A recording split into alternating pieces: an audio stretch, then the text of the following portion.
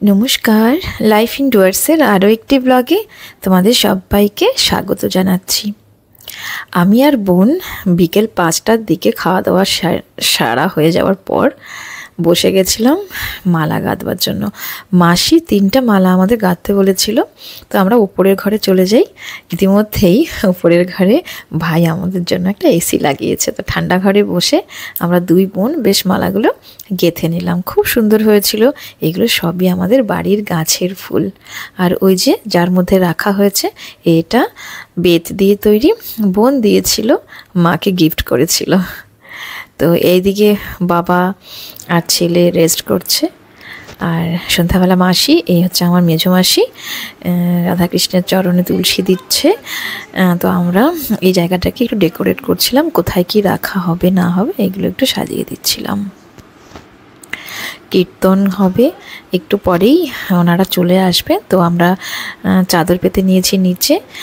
আর আগের ব্লগটাতে তো দেখিয়েছি যে এই ঘরটা ওরা সবাই মানে ওর বুনু আর বাবার বাবা ওরা দুজন মিলে পরিষ্কার করেছিল, আমিও হেল্প করেছিলাম।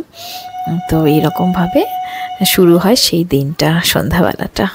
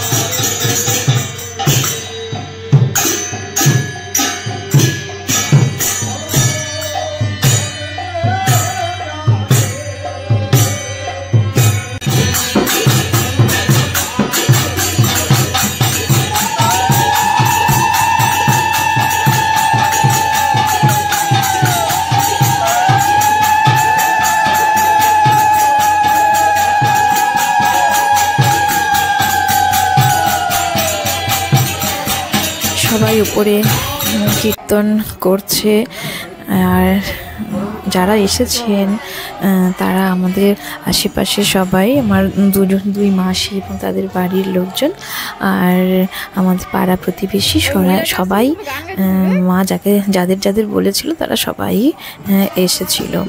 তো এইদিকে নিচে খাবার দাবার ওরা গুছিয়ে রাখছিল, প্যাকেট করে অ্যালুমিনিয়াম ফয়েলের মধ্যে ভরে সবাইকে দেওয়া হয়েছে। ওরা নিচে এর বাবা, ভাই আর বোন দীপম এসেছিল, ওরা সবাই মিলে প্যাকেটগুলো করছিল। আর ওপরের ঘরে কীর্তন তখন শেষের পথে।